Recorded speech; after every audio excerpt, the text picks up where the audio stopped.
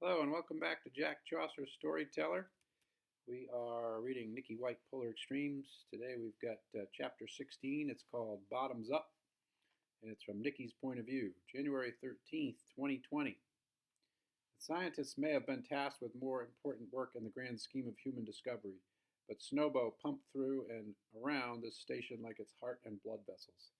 When he wasn't pushing snow or hauling fuel and supplies, he was mixing drinks in the Bottoms Up pub and knocking back a few himself. Before he poured the contents of a mystery concoction from his shaker into the cocktail glass in front of Thomas, he eyed me and then the former inmate in the bar stool to my left. Hold up. Were you drunk when you shot her? Stone cold sober, Thomas said. So alcohol wasn't an issue? Nope. I'm relieved at this happy hour moment, but a little freaked out just the same. And you weren't even his victim, I pointed out. How do you do it? He asked me after a long stare. Do what? Sit so calmly and drink next to the person drink next to the person who shot you. Don't you want to get him back? Thomas laughed and shook his head. I cracked a smile. It was remarkable how we had grown more comfortable with our past and each other since the bridge basically forced us to hang out and deal with it directly over the past couple of weeks. No, I don't want revenge, I said. I just want to feel safe again. He told me he isn't that person anymore, and I'm in the process of trying to figure out if I believe him. What did she do to you that made you want to shoot her? Snowbow asked Thomas. He shook his head. I don't want to go there. Leave it in the past. Fuck it, Snowbow said, finally pouring his mystery elixir into Thomas's glass. You seem like good people now. That's what matters.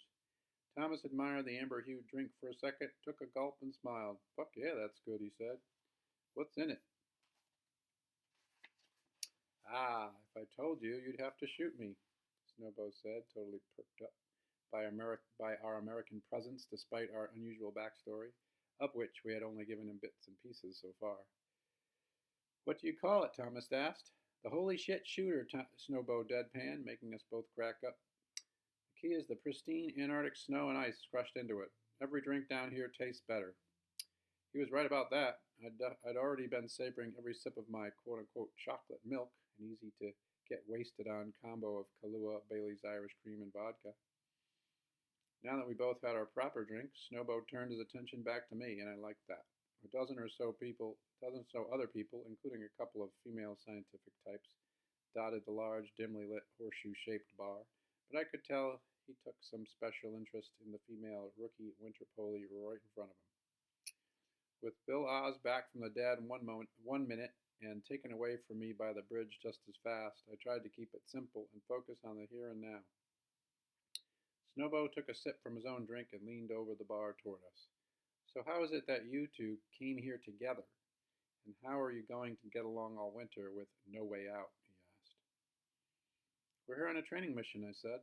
I guess Willem wanted us here so we'd get used to the months and months of isolation and extreme cold. If we succeed, we've got a shot at going to Mars with Willem's company, the bridge. Have you heard of it? Are you shitting me? Mars? He ain't never told me I was going to Mars, Thomas said.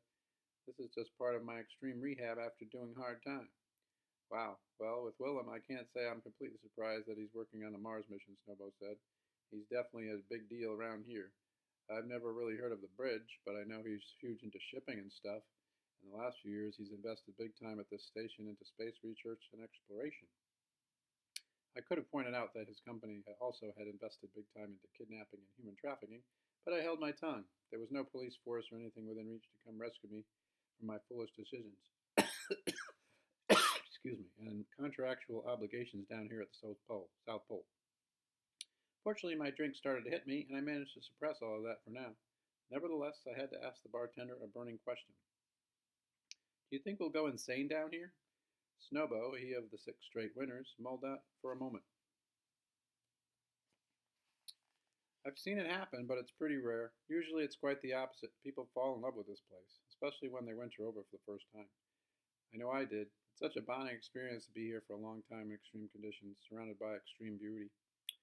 Sure beats prison, Thomas chimed in before taking another sip. Snowbow nodded and raised his glass. Here's to that. Good for you trying to turn your life around. No better place to do it than right here.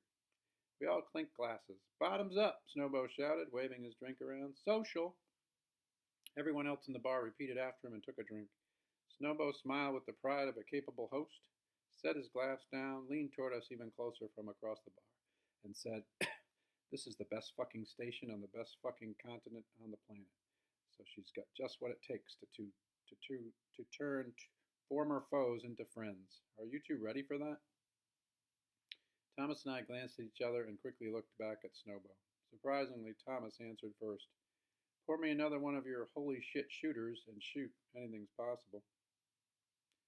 That's the end of chapter 16. We'll be back with Thomas's perspective in chapter 17 next time.